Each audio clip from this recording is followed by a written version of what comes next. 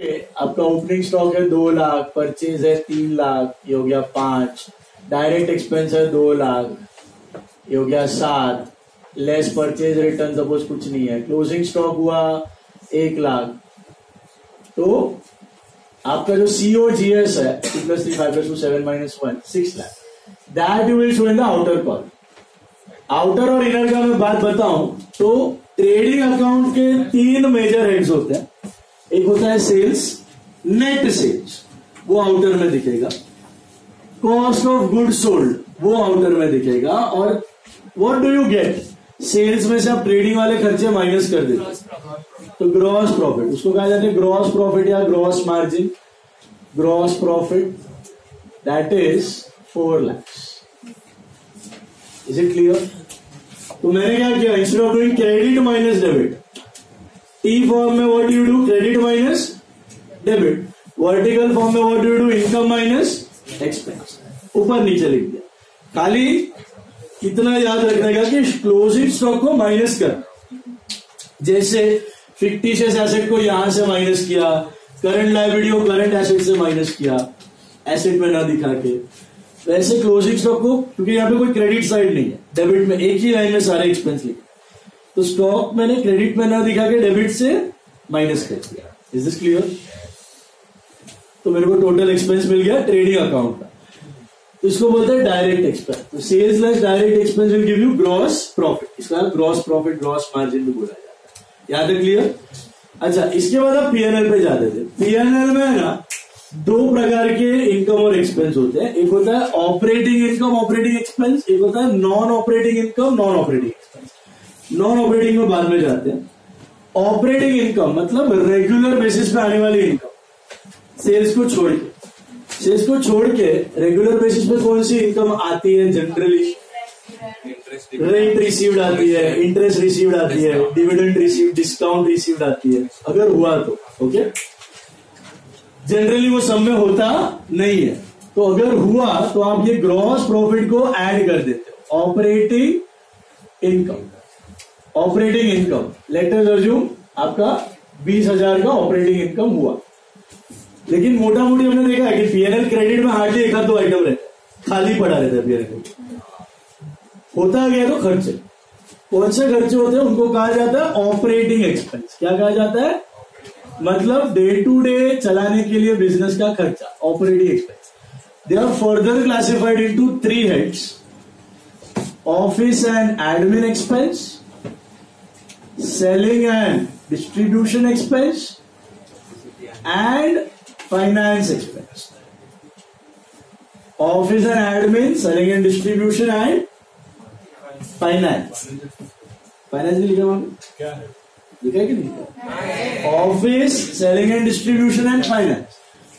Office and, आपको अंदर का मसाला जानने की जरूरत नहीं है, वो हायर स्टैंडर्ड्स में आ जाएगा। आपको सब में ये तीनों हेड्स दिए रहे। Okay, just for your knowledge से, ऑफिस एंड एडमिनिस्ट्रेशन में नाम में लिखा हुआ है जो डे टू डे ऑफिस का खर्चा है, जैसे कि प्रिंटिंग स्टेशनरी हो गया, सैलरीज हो गया, ऑफिस रेंट हो गया, ऑफिस इलेक्ट्रिसिटी हो गया, ऑफिस लाइटिंग हो गया, फिर आपका ऑफिस का नॉर्मल जनरल ऑफिस एक्सपेंस, फिर आपका रिपेयर्स ऑफ ऑफिस एसेट्स हो गया।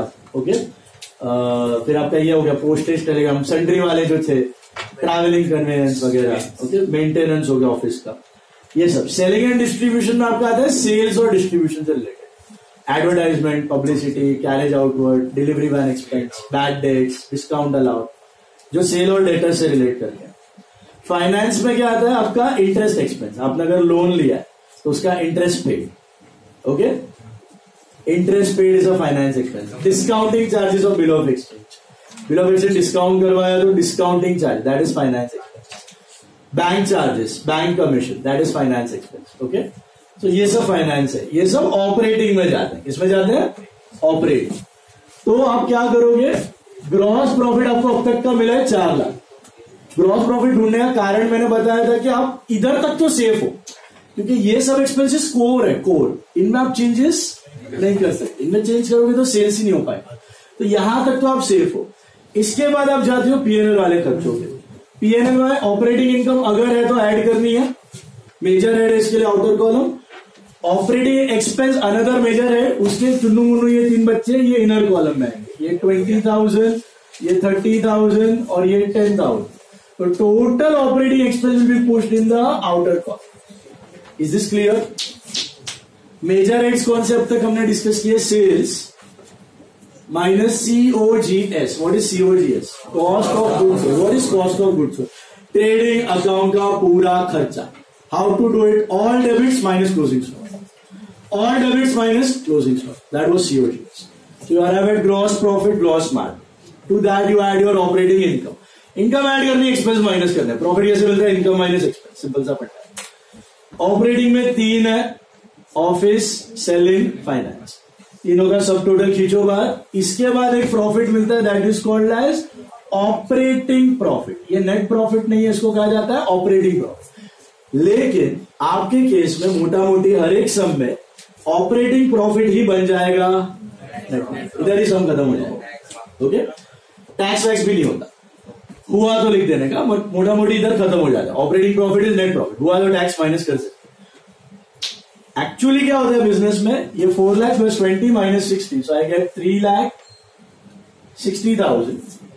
That's my operating profit. इसमें I add my non operating income and subtract my non-operating expense.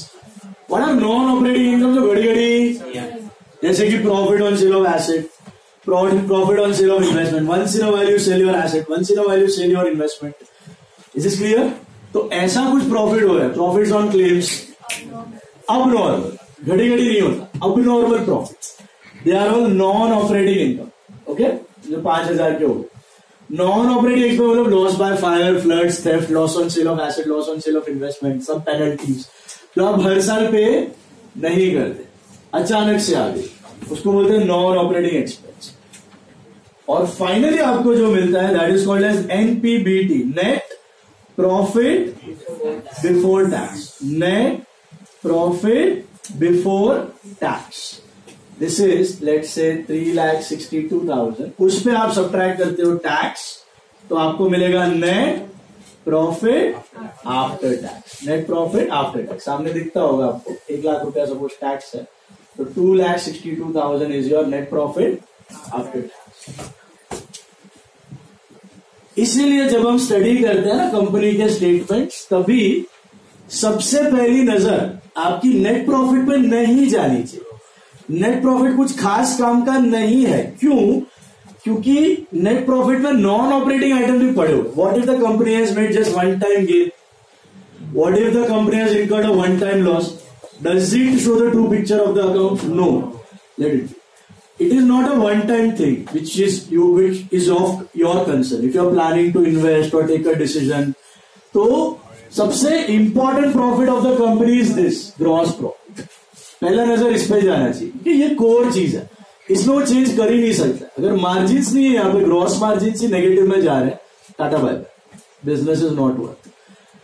उसके बाद आपकी नजर इस पे जानी चाहिए जो कि है operating profit. This is the most important item, क्योंकि ऑपरेटिंग एक्सपेंस आप चेंजेस भी करके प्रॉफिट बढ़ा सकते. तो कंपनी में ये दो प्रॉफिट अच्छे खासे होने चाहिए, ऑपरेटिंग प्रॉफिट और ग्रॉस प्रॉफिट. नेट प्रॉफिट कभी कभार फ्लक्चुएट हो भी सकता है due to non operating items which are short term phenomena. It is not going to last for. Is it clear? तो ये दो आइटम पे सबसे पहले ध्यान होना है. इसलिए कंपनी का प्रेजेंटेशन अगर आप देखोगे ना, उसमें ऐसा नहीं रहता. उसमें एबिटा एक कैलकुलेट होता है, अगर देखा होगा. Earnings before interest, tax, depreciation and amortisation, EBITDA बोलते हैं. तो वो कैलकुलेट होता है. उसके बाद इंटरेस्ट अलग से माइनस होता है, डेप्री अलग से माइनस होता है. क्यों अलग से होता है? Depre is non cash. Depre is non cash नहीं है उसमें, तो आपको कैश प्रॉफिट दिखा देते हो पहले कितने हुए. फिर इंटरेस्ट भी क्यों अलग से होता है? क्योंकि लोन्स है, टेम्पररी होंगे, शायद फ्यूचर में हो, शायद फ्यूचर में ना हो. तो जो ऑपरेटिंग प्रॉफिट उसको एबिटा भी कहा जाता है. Sort EBITDA, earning before interest tax. तो लॉजिक के साथ रहने का, आप किसी भी बिजनेस को स्टडी कर रहे हो ना, तो कौन से प्रॉफिट पे फोकस रखने का? जो रेगुलर बेसिस पे हो रहे. कौन से? रेगुलर, जो कि ऑपरेटिंग प्रॉफिट है. बराबर है?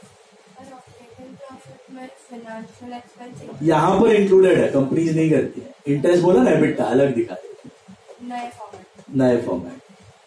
तो फाइनेंस एक्सपेंसेस अगर हम लोग करते हैं ना, ऑपरेटिंग में से फाइनेंस निकाल देते हैं और फिर देखते हैं रेगुलर बेसिस पे कितना इनकम और एक्सपेंस हो रहा है। ओके, तो कोर कंसेप्ट दिमाग में रखना कि कोई भी बिजनेस का प्रॉफिट लॉस ढूंढना है, कैसे भी फॉर्म में आपको दिया हो, कंसेप्ट क्या है कि रेगुलर बेसिस पे कितना कमा रहा है, रेगुलर बेसिस पे कितना खर्चा हो रहा है। इसलिए 10-12 साल का डेटा देखना बहुत जरूरी है, क्योंकि किसी 1-2 साल में कुछ भी फ्लक्चुएशन हो सकता है। तो 10-12 साल की कंसिस्टेंसी अगर आप देखोगे तो पिक्चर बिकम्स क्लियर। कोहली का 10 साल का रिकॉर्ड देखोगे तो बोल ही सकते हैं Kohli top class player. Karun Nair ने एक मैच में ट्रिपल सेंचुरी मारा, फिर गायब भी हो, that was a one time phenomenon. So शायद ही खेलेगा, शायद नहीं खेलेगा, ऐसा प्लेयर अपने को नहीं चाहिए। Now revenue statement, once again focus. Format में इंपॉर्टेंट आइटम्स कौन से? सबसे पहला आएगा sales, outer column gross minus returns net, तो नेट ही दिखेगा, नेट सेल्स सीधा आउटर कॉलम। लेस क्या? COGS, और COGS cost of goods sold. उसमें क्या क्या लेने का? ओपनिंग स्टॉक प्लस सारा ट्रेडिंग का डेबिट माइनस क्लोजिंग स्टॉक, तो that is COGS cost of goods sold. Sales में से cost of goods sold minus किया तो मिला ग्रॉस प्रॉफिट। व्हाट हैपेंड बोलो? सर मैं वो चेक कर रहा था कि ऑपरेटिंग प्रॉफिट 3,60,000। ये देखो ना, बता रहा हूं, 10 - 6 4 लाख ग्रॉस प्रॉफिट, समझा? ग्रॉस प्रॉफिट में add operating income less operating expense, ये तीनों खर्चे हैं। इनकम ऐड की, 3 खर्चे थे और ऑफिस सेलिंग फाइनेंस, उसका टोटल था 60,000 60। तो 4 lakh plus 20 minus 60, that is 360।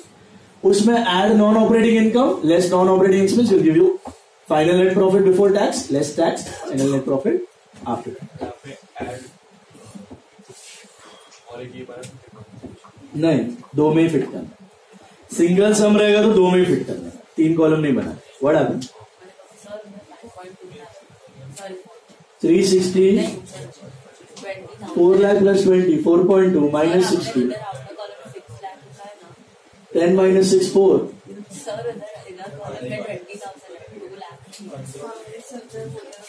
ये 2 लाख। नाउ लिसन, हाँ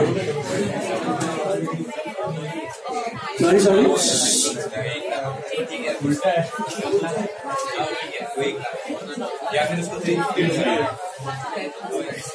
नहीं, वो बाहर लिखना। ऑपरेटिंग इनकम का भी बाहर, ऑपरेटिंग एक्सपेंस का भी बाहर, और फिर नहीं दोनों का दिखाना है। ऑपरेटिंग एक्सपेंस का भी बाहर दिखाना है, उधर आप लिख लो, उन्होंने किया नहीं रहेगा। ऑपरेटिंग एक्सपेंस उसका भी टोटल बाहर, बाहरी तो है ना, बाहरी है। इनकम नहीं दिया, हाँ इनकम तो मैं बोला ना आपको अंडरस्टैंडिंग के लिए, होता नहीं है मेजोरिटी सब। इनकम है तो ऐड करते हो, ये देते नहीं है आपको। ऐसा एक्चुअल फॉर्मेट ऐसा है, add operating income less operating, लेकिन ये होता नहीं ऑपरेटिंग इनकम ऐसा। तो फिर उसके बाद वो 4 लाख के ग्रॉस प्रॉफिट को इग्नोर करेगा ना, क्योंकि फाइनल आंसर 3,60,000 आ गया ना। इसके आगे के ऑपरेशन मतलब ऑपरेटिंग प्रॉफिट मिल गया, उसके बाद जो नॉन ऑपरेटिंग इनकम का एक्सपेंसेस है उसको कैलकुलेट खाली 360 के उससे करना है। हाँ 360 से, उसके बाद ऊपर का काम नहीं है। हाँ उसके बाद काम नहीं। इट्स लाइक दिस, 10 - 6 4 4 + 20 था अपना operating income, minus 60 is operating profits. Operating profit में से add non operating income less non operating expense, you get NPBT minus tax NPAT। एक स्टेप नीचे करते जाए। इनकम है तो ऐड कर दो, एक्सपेंस है तो माइनस कर दो। ऊपर वाला फिगर वापस देखने की जरूरत नहीं। टेक सम नंबर 3 नाउ, वापस ड्रॉ करो सेम पर्टिकुलर अमाउंट। इसमें अलग क्या था? फॉर्म एक बैलेंस शीट का था, अब ये रेवेन्यू स्टेटमेंट। देखो सम नंबर 3 देखो,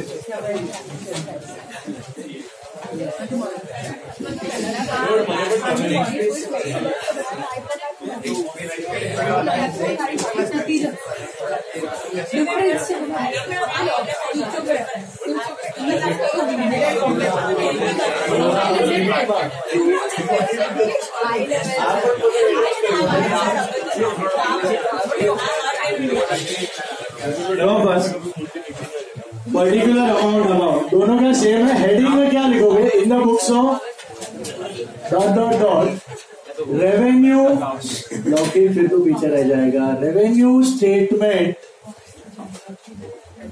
फॉर द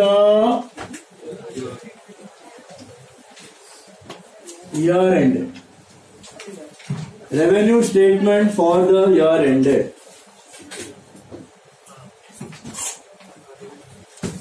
जैसे trading and PNL for the year ended था, बैलेंस शीट एज ऑन थी, जैसे revenue statement for the year ended and balance sheet as on. Okay, all of you signed the attendance? Now focus. Sum number 3. Convert the following trading and profit and loss account into a vertical statement. वापस छापना है data को, और ये boards में नहीं आया। Vertical balance sheet आया conversion, ये नहीं आया। देखो अब तक नहीं आया। आप ये भी काउंट करते हो सेकंड अटेम्प्ट?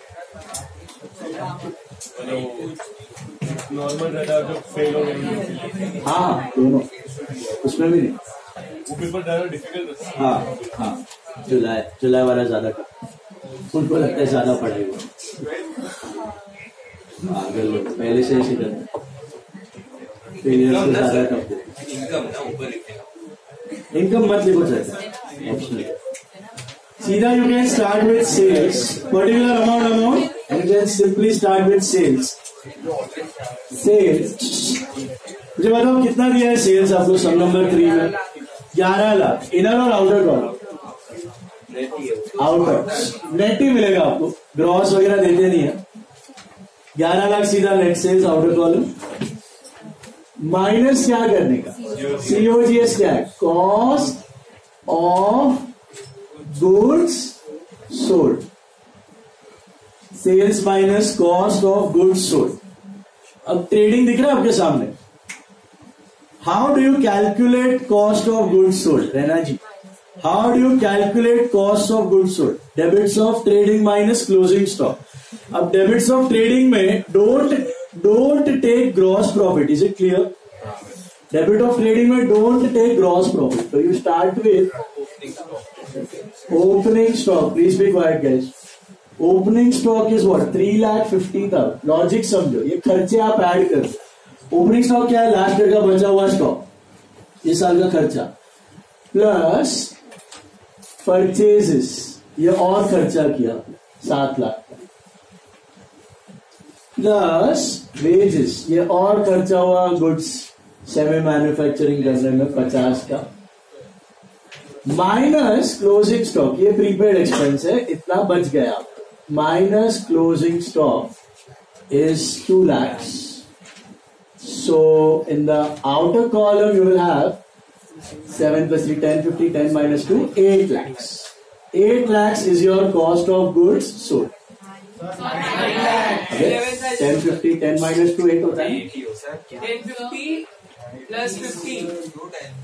1050 plus 50, हाँ 11 हाँ 1050 plus 50, 11 minus 2, 9 lakhs. ओके, अभी बोर्ड में देखो 11 minus 9, आपका आंसर मैच होना चाहिए ग्रॉस प्रॉफिट के साथ। हो रहा है ग्रॉस प्रॉफिट 2 lakhs, दिख रहा है आपको? तो दैट इज ग्रॉस प्रॉफिट। कैसे मिला gross profit? Sales minus COGS, sales minus COGS, वो खाली अंडरस्टैंडिंग के लिए लिखा है। Sales minus cost of goods sold, trading का खर्चा, that is called as gross profit. Core खर्चा subtracted, core expense, core profit, इतना तो होना ही चाहिए प्रॉफिट। शार्क टैंक में सुना होगा कितना मार्जिन है आपका, कितना मार्जिन है पूछते रहता है। What is your gross margin? This is gross margin. तो रियल बिजनेस अगर आप अच्छा बिजनेस कर रहे हो तो 70 से 80% का ग्रॉस मार्जिन रखने का, 70 to 80% ग्रॉस मार्जिन रखना। मतलब चश्मे का बिजनेस समझ लो आप, 25 रुपया फ्रेम का कॉस्ट है, बंदा 500 में बेच रहा है। ओके, तो 475 rupees is gross margin, that is the logic. Okay, उसके बाद क्योंकि आपको बहुत सारे खर्चे माइनस करने, आगे सॉरी फैक्ट है महसूस नाउ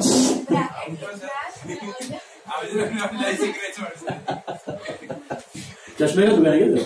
अरे वाह देखो हंस रहा है मस्त। ग्रॉस प्रॉफिट 2 लाख रुपया मिला आपको, क्या हुआ? सेल्स माइनस COGS, ये नहीं जस्ट फॉर योर अंडरस्टैंडिंग, खाली ग्रॉस प्रॉफिट लिखना है, ये अंडरस्टैंडिंग के लिए बताया। उसके बाद do you have any operating income, जो होगा भी नहीं, कभी नहीं होगा, less operating expenses, less operating expenses. आपको दिख रहा होगा सेलिंग, ऑफिस सेलिंग फाइनेंस तीनों दिया, तो office expense inner column 1 lakh, selling expense inner column 50,000, finance inner column 30, total is 1,80,000, 1,80,000, 150, 20, 1,50,000 and 20, right? 1,50,000 and 20, 1,50,000 and 20, that is 170. 1,70,000 is the subtotal of operating expense. Office selling finance, question में दिया है, office selling finance तीनों expense कर दिए। अभी कुछ है operating, non operating income, non operating tax wax कुछ नहीं है, तो यही नेट प्रॉफिट है, ये मैच होना चाहिए। 30,000 हो रहा है आपका, कैसे किया 30, ये gross profit minus operating expense, और आपके आंसर के साथ मैच होना चाहिए। इधर ये लिख देने का, ऐसे भी लिख सकते हो operating profit slash net profit, या simply net profit. Simply net profit लिखा तो भी चले, यही ऑपरेटिंग है, यही net profit. Is it clear? बहुत इजी है। हाँ, भी करो नेक्स्ट वाला ट्राई, 4th वाला हो गया। 8 मार्क्स के लिए आ सकते, 8 मार्क्स हो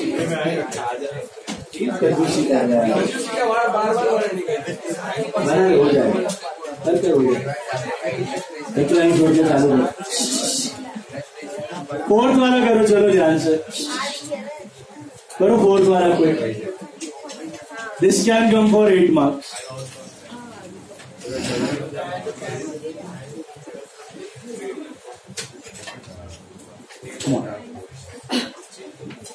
मेजर हेड्स कौन से आउटर कॉलम में दिख रहे हैं आपको? सबसे पहला क्या आएगा, फिर COGS, फिर ग्रॉस मार्जिन, ग्रॉस प्रॉफिट, उसके बाद ऑपरेटिंग एक्सपेंस का टोटल, उसके बाद नेट प्रॉफिट।